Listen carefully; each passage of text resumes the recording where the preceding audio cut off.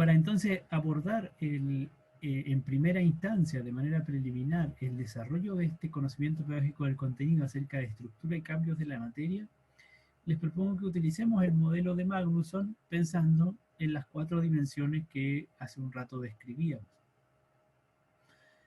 Decía ahí el modelo que para demostrar o para dar cuenta de un conocimiento pedagógico del contenido, entonces como profesores lo que ocurre es que, o lo que ocurre con nuestro conocimiento es que integramos 4 áreas de saber profesional. Y aquí estas 4 áreas están separadas justamente en forma de pregunta en relación con este tópico específico que vamos a usar como ejemplo. ¿Qué sé acerca de lo que los estudiantes comprenden sobre estructura y cambios de la materia? Sería una primera dimensión que está vinculada con nuestro CPC. ¿Qué sé acerca de lo que el currículo dice sobre estructura y cambios de la materia? Otra dimensión, la dimensión curricular, relacionada de nuevo con el tópico y por supuesto en línea de fortalecer o desarrollar nuestro CPC. Profe, Sí, dígame. pero ya, si hacemos el ejercicio imaginario de que vamos a responder esa pregunta, de cuál es nuestro conocimiento pedagógico en el tema que usted dijo anteriormente. Sí. ¿Cómo respondemos lo que los estudiantes comprenden si no hemos tenido una aproximación con los estudiantes? Buena pregunta, eso es bien pertinente, ¿cierto? Porque sin duda los estudiantes son personas concretas, digamos, son sujetos que tienen una historia y un contexto, y por lo tanto resulta difícil imaginarlos en abstracto. Sin embargo, y esto es algo que vamos a ir viendo en algunos tópicos del curso, en algunas clases, muchas veces cuando hablamos de la comprensión acerca de los fenómenos o de las ideas que tienen los estudiantes acerca de un determinado tema, resulta que estas ideas son más o menos compartidas por un gran número de estudiantes, son ideas más o menos frecuentes. Y en ese sentido, entonces, uno sí puede tener o desarrollar un cierto conocimiento acerca de cuáles son esas ideas más frecuentes que tienen los estudiantes en distintos lugares, de distintas edades, en distintos contextos, acerca de un tema. Recuerden que estamos hablando específicamente de nuestro conocimiento acerca de la comprensión que los estudiantes tienen. Por lo tanto, nos vamos a tener presente aquí, no vamos a considerar el conocimiento del contexto de vida de los estudiantes o de su historia o de sus familias o de su psicología, porque no lo tenemos a los estudiantes enfrente. No tenemos sujetos concretos a los cuales referirnos. Pero de hecho, el conocimiento pedagógico del contenido tampoco involucra o incorpora esa área de conocimiento. Lo que sí nos interesa es la manera en que ellos comprenden ciertos fenómenos. Y en ese aspecto, en la comprensión que los estudiantes tienen respecto de, por ejemplo, estructura y cambios de la materia, uno puede encontrar, porque hay evidencia científica al respecto, que las ideas que los estudiantes tienen sobre estructura y cambios de la materia están más o menos difundidas de manera transversal a distintas edades. Entonces, lo importante aquí es justamente tener una primera aproximación acerca de esas ideas que son más o menos compartidas por muchos estudiantes, con independencia del contexto. Por supuesto, incluso en un curso determinado, en un curso específico o concreto, vamos a tener un grupo de estudiantes que comparten estas ideas más o menos extendidas y otros estudiantes que tienen ideas diferentes. Siempre va a haber diversidad en un curso. Pero el tipo de conocimiento que podemos ir señalando respecto de la comprensión que los estudiantes tienen, por ahora es un conocimiento más o menos frecuente en un gran número de la población, digamos, una gran cantidad de la población. Y por eso podemos hacer el ejercicio. De otro modo, efectivamente, tendríamos que tener un diagnóstico preciso respecto de cada uno de nuestros estudiantes Pero eso es algo que vamos a poder ir complementando en el futuro cuando efectivamente nos enfrentemos a esas circunstancias.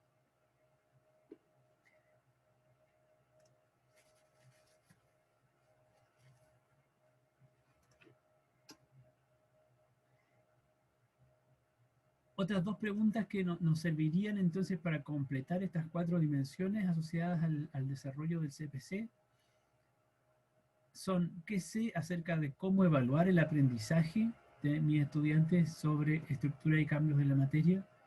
¿Y qué sé acerca de cuáles estrategias utilizar para enseñar sobre este tópico?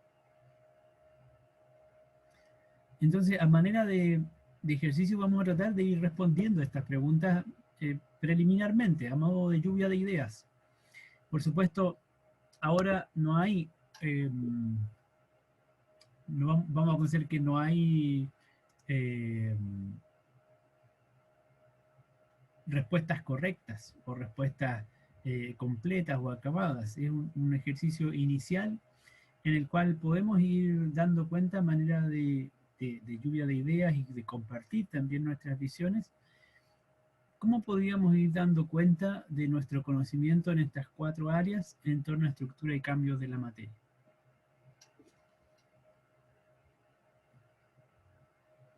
¿Me están escuchando? Porque veo que parece hay un problema con el video, está como bloqueado. No sé si me están Sí, se escuchando. escucha, ¿Sí? profe.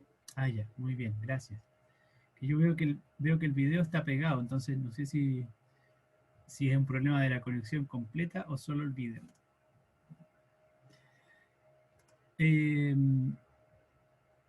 Bueno, entonces hagamos el ejercicio. ¿Qué es lo que podrían decir en este momento ustedes acerca de lo que los estudiantes comprenden acerca de estructura y cambio de la materia? ¿Qué es lo que podríamos decir en este momento?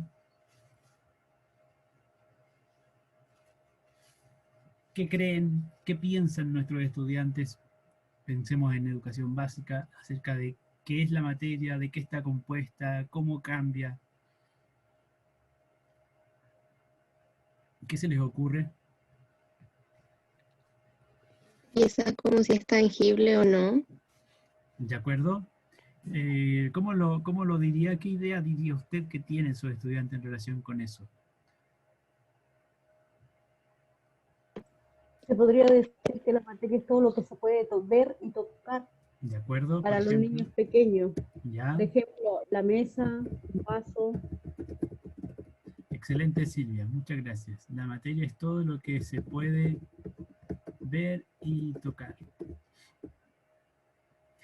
No me acuerdo quién hacía la pregunta antes, ¿no? Acerca de cómo podemos responder a esta pregunta si no sabemos a qué estudiantes nos referimos. Eh, Alguna de sus compañeras hacía la pregunta, no me acuerdo, me parece que no pude ver su nombre.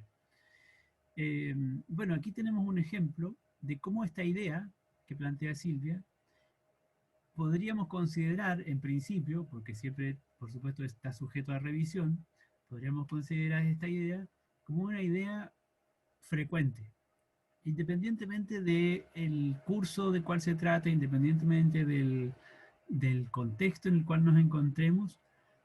Podemos decir, en general, los niños más pequeños de los niveles iniciales tienen la idea de que la materia es aquello que se puede ver y tocar. ¿Están de acuerdo con esto? Sí. Sí, profe. ¿Sí? Bueno, aquí tenemos entonces una primera idea que justamente nos sirve para responder acerca de cómo comprenden nuestros estudiantes esta temática, estructura y cambios de la materia.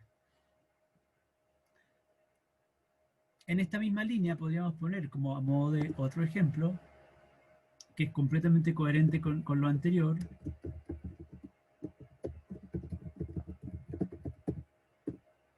Es muy posible que muchos estudiantes que creen esto, que la materia es todo lo que se puede ver y tocar, también crean esto.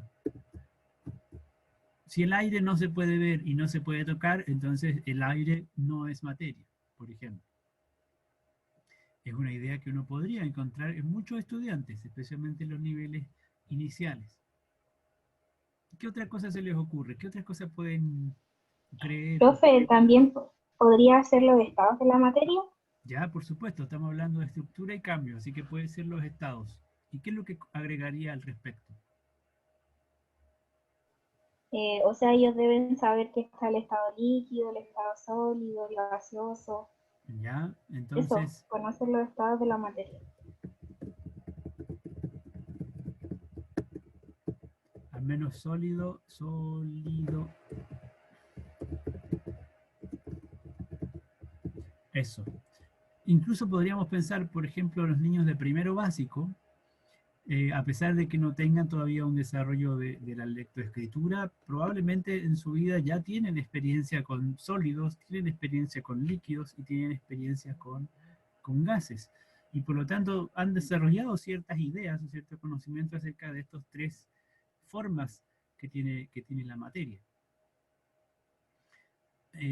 Por lo tanto, incluso la primera vez que nosotros queramos enseñarle acerca de los estados de la materia, nuestros estudiantes ya van a tener ciertas ideas o ciertas nociones acerca de cómo son, en qué se diferencian y en qué se parecen unos de otros.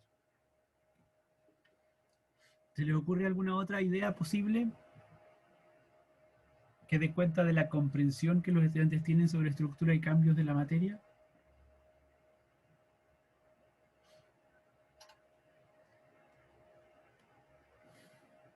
Veamos otra pregunta entonces. ¿Qué dice el currículo acerca de este tema? ¿En qué niveles se enseña o qué es lo qué temáticas son las que aparecen mencionadas en el currículo? ¿Alguien se acuerda o tiene alguna... En cuarto básico, si no me equivoco, ¿Ya qué es lo que habrá en cuarto básico? veían como lo mismo anterior, como la materia y sus estados. Ya, Pero no estoy segura de si era en cuarto básico, la verdad. de acuerdo. Dejémoslo por ahora provisorio. Profe, Eh, si es en cuarto básico, es la unidad 1. Unidad 1. Ya, muy bien, muchas gracias. Entonces, efectivamente, podríamos decir, bueno, el currículo en cuarto básico nos pide que en la primera unidad enseñemos acerca de la materia y sus cambios. Probablemente tendríamos que ir a mirar con mayor detalle los documentos curriculares para identificar cuáles son los objetivos de aprendizaje que tendríamos que desarrollar en esta unidad. ¿Algo más dice el currículo sobre estructura y cambios de la materia?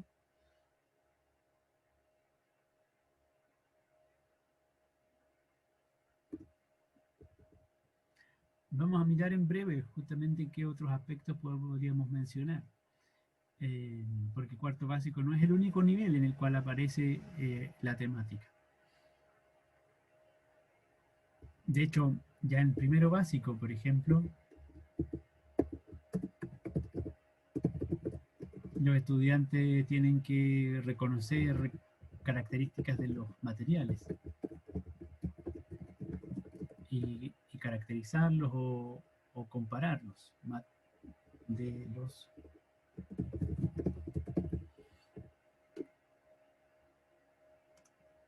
También lo vamos a encontrar en quinto básico y en sexto básico. Y acerca de la evaluación, ¿qué podríamos decir acerca de cómo evaluar el aprendizaje sobre estructura y cambios de la materia? ¿Se les ocurre alguna idea? Profe, ¿podría ser con un experimento? Ya, de acuerdo, realizar experimentos, por ejemplo. ¿Alguno en particular se le ocurre? Porque para pensar en el tópico de estructura y cambio de la materia. Puede ser los estados del agua. Ya. Cuando se lleva un cubo y se va de sólido, se va derritiendo y después se calienta y va saliendo el vapor. Perfecto, de acuerdo.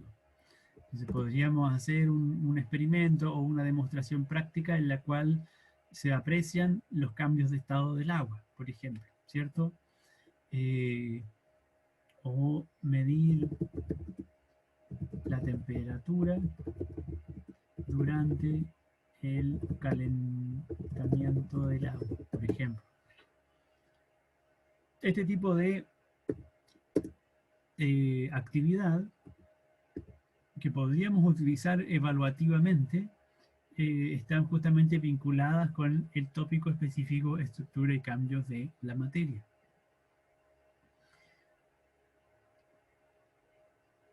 ¿Y alguna otra forma o alguna otra manera de evaluar el aprendizaje sobre este tema?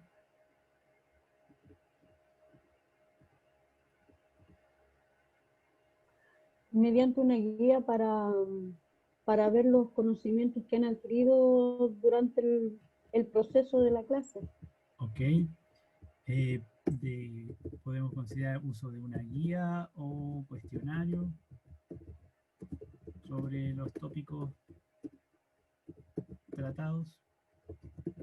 Por ejemplo, yo voy a agregar formular preguntas iniciales sobre experiencias cotidianas relacionadas con la materia, por ejemplo. Preguntas iniciales que eventualmente me pueden servir a manera de diagnóstico para justamente ir recogiendo algunas de las ideas iniciales, ideas previas que los estudiantes tienen sobre estructura y cambios de la materia. Los conocimientos previos. Exactamente. A entrar a generalizar la clase con el objetivo a tratar. Exactamente. Digamos, importante ir reconociendo cuáles son esos conocimientos previos que los estudiantes tienen, y para ello de alguna manera hacemos una práctica evaluativa. Puede ser con preguntas en el inicio de la clase para el curso completo, puede ser un instrumento escrito en el cual ellos puedan responder es por escrito, o puedan a lo mejor dibujar. Por ejemplo, podríamos agregar aquí realizar dibujos de la materia en distintos estados, por ejemplo. Profe, también podría ser como con un acercamiento como a la naturaleza, como fuera de la sala de clase. Ah, bien, muy Para que interesante. ellos se den cuenta los estados de la materia, lo que está sólido, líquido.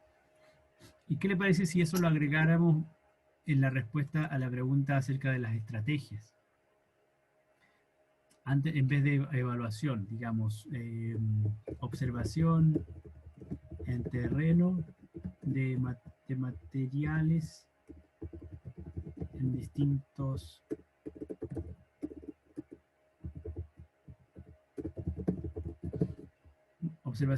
en terreno de materiales en distintos estados, por ejemplo. Como dice su compañera, hacemos una salida fuera de la sala de clases y en ese ejercicio realizamos ejercicios de observación de distintos estados de la materia.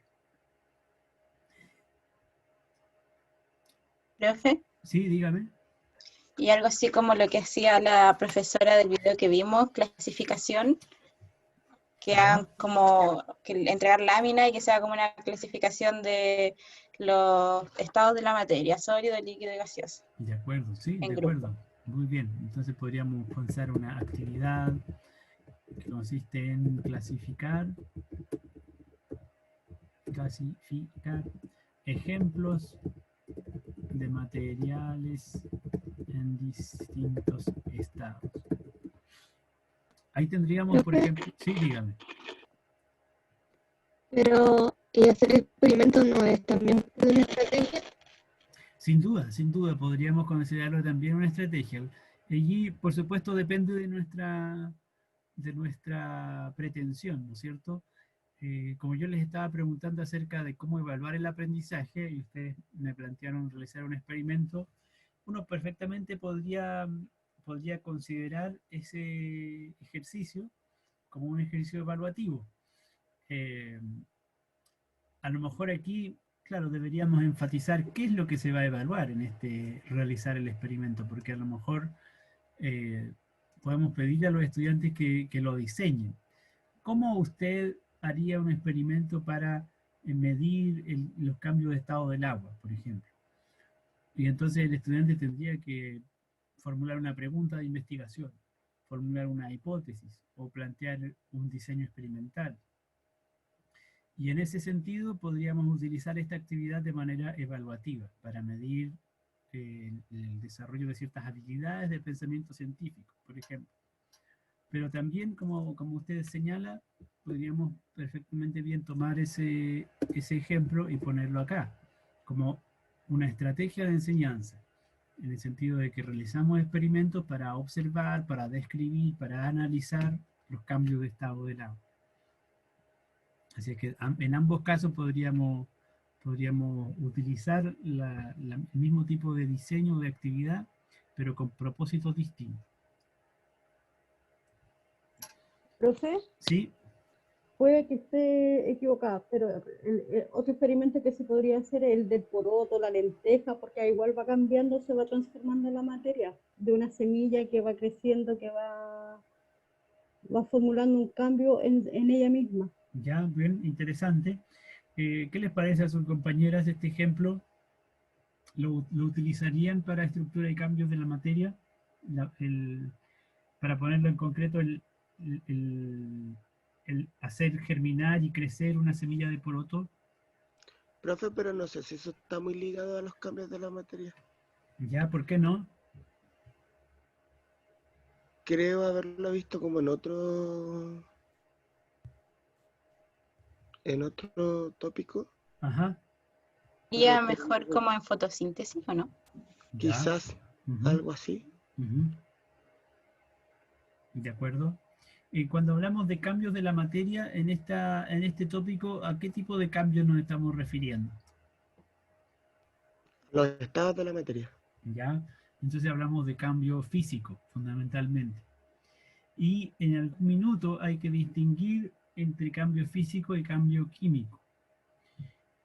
Y en ese sentido, allí uno podría encontrar un puente con el crecimiento de una planta. Sin embargo, Silvia, el crecimiento de la planta de poroto, si bien es un cambio de la materia, probablemente es un cambio muy complejo y que requeriría muchas mayores explicaciones para poder incorporarlo en relación con este tópico. En ese sentido, sería a lo mejor más pertinente reservarlo como una actividad más propia para el tópico sobre estructura y función de las distintas partes de una planta, por ejemplo, o ciclo de desarrollo de los seres vivos. Son temáticas más afines con la actividad del crecimiento del poroto. Donde sí podríamos tener presente este ejemplo que plantea Silvia y que a mí me parece que de todos modos uno puede hacer un vínculo, ¿no es cierto?, con la temática, es que entre las ideas que los estudiantes tienen sobre estructura y cambio de la materia, así como dicen el aire no es materia, algunos de ellos piensan que los seres vivos no son materia. Porque justamente tienen esta idea más general de que la materia es lo que se puede ver y tocar y es inanimado. Por ejemplo, entonces la mesa, los libros, el suelo, las piedras son ejemplos de materia, pero resulta que un gato, un ser humano son ejemplos de materia. A algunos estudiantes eso les resulta confuso o poco creíble. Entonces allí sí sería interesante tener como presente este tipo de ejemplos. Por ejemplo, valga la redundancia, si hacemos una pregunta inicial para reconocer las ideas previas de los estudiantes, podríamos pensar, por ejemplo, en estas preguntas iniciales sobre experiencias cotidianas relacionadas con la materia, con el propósito de evaluar, diagnosticar, ¿cierto? Inicialmente.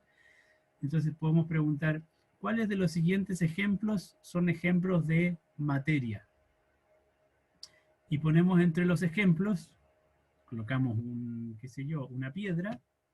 En general, todos los estudiantes van a decir la piedra es un ejemplo de materia.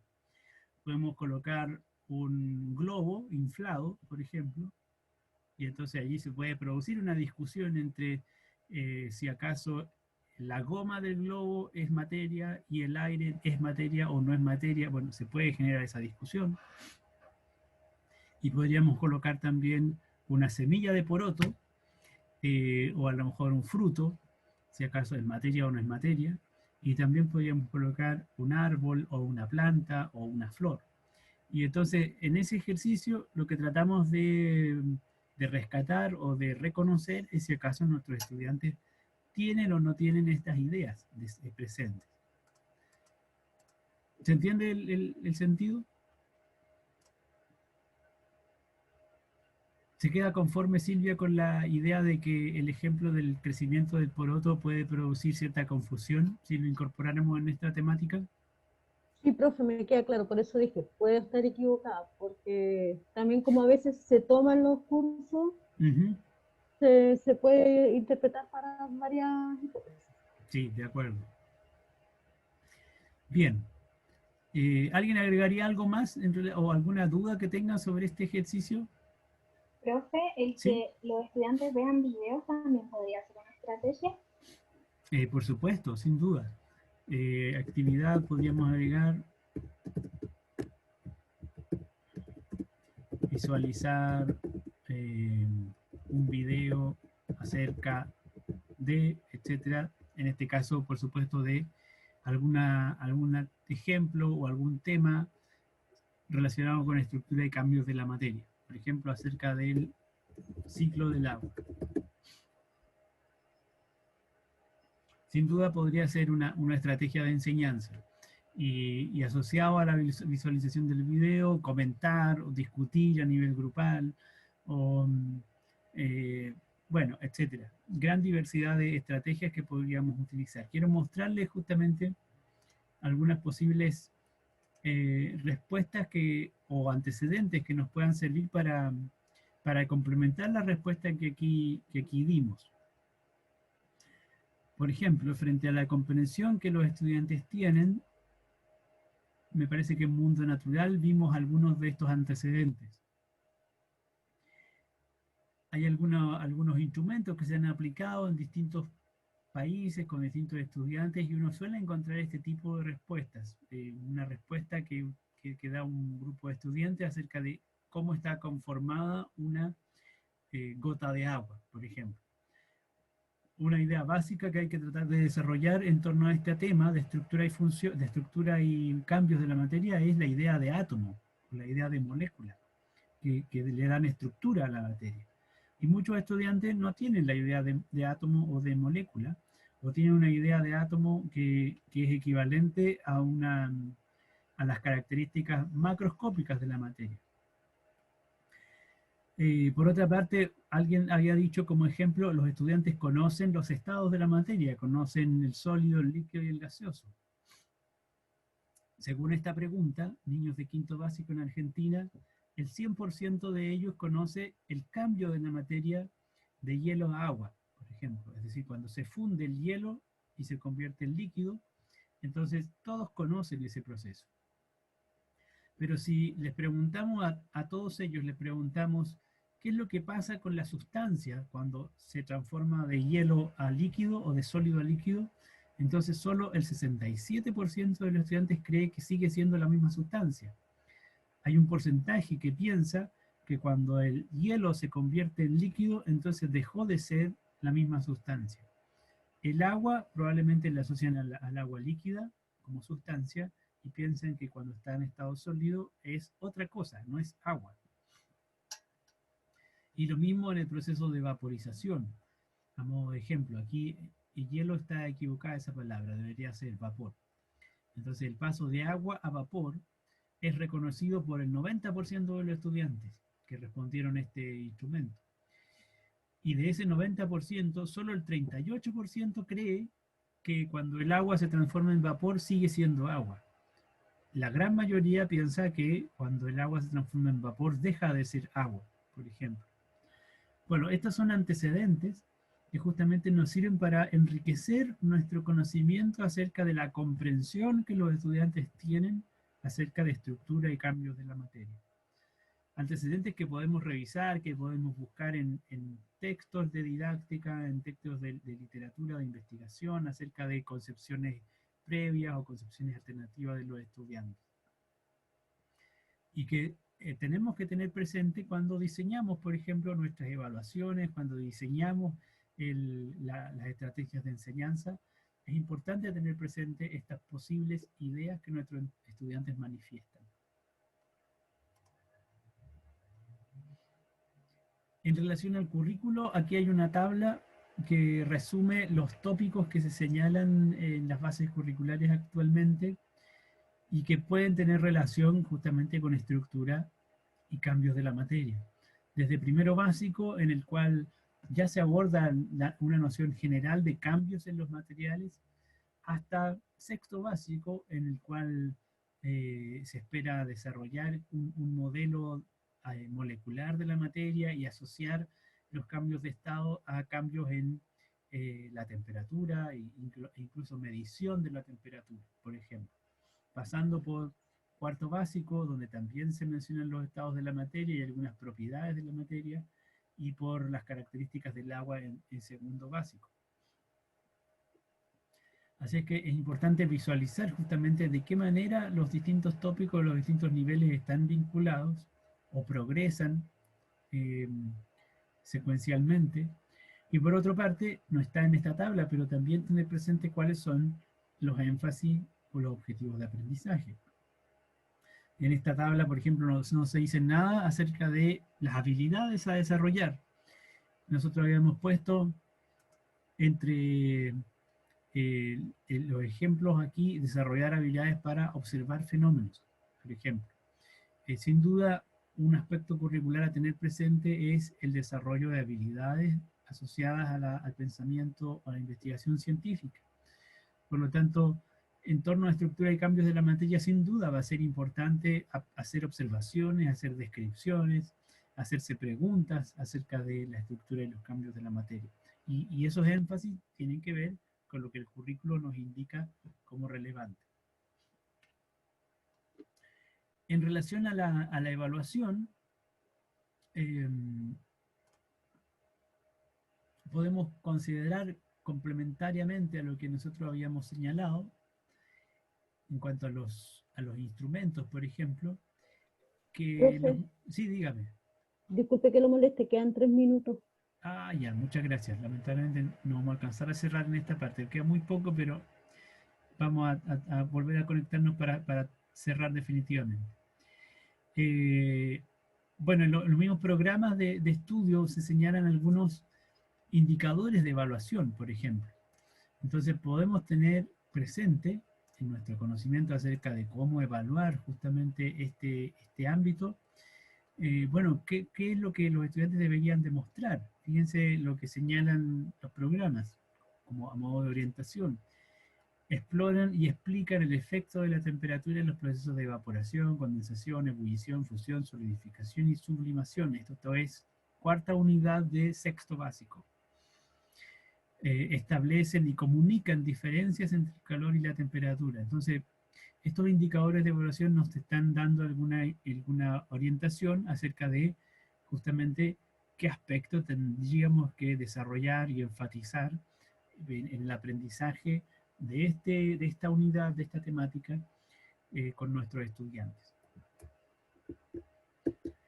Y finalmente, en cuanto a estrategias a utilizar, bueno, mencionamos algunas, aquí yo agregué otros ejemplos, la construcción de maquetas o de modelos concretos para representar átomos, moléculas o para representar los distintos estados de la materia, por ejemplo.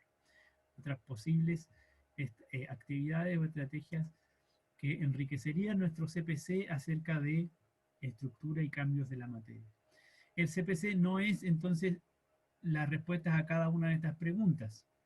El CPC tampoco es el conjunto de todas estas respuestas. El conocimiento pedagógico del contenido que seamos capaces de demostrar es el resultado de la integración de estas respuestas. Y eso ocurre en la medida en que diseñamos nuestra enseñanza e implementamos la enseñanza sobre la base de la integración de estas perspectivas, de estas dimensiones. ¿Algún comentario o pregunta antes de que pasemos a la última indicación para cerrar la clase? Profe, pero Sí. el módulo era un puro módulo, ¿Cómo? que el módulo ya terminó. El módulo de clases. Ah, tiene toda Sí. la razón, porque son las 11:20. Entonces, bueno, vamos a dejarlo hasta aquí. Les voy a dejar planteado solamente el taller, que no es otra cosa que la misma actividad que acabamos de hacer, pero en relación a naturaleza de la ciencia. Ustedes van a encontrar una plataforma para elaborar respuestas a estas preguntas. De la misma manera en que lo hicimos ahora, lanzando ideas a modo de lluvia de ideas para tratar de avanzar a dilucidar cuál es nuestro CPC acerca de la naturaleza de la ciencia. Con eso entonces vamos a dar por finalizada la clase. Espero que puedan revisar las diapositivas y en breve va a estar publicado este contenido en el aula virtual. Muchas gracias, profe. Que esté Ya, muy bien. gracias a Gracias, profe, ustedes, que que esté estén bien, bien también. cuídese. Chao, chao.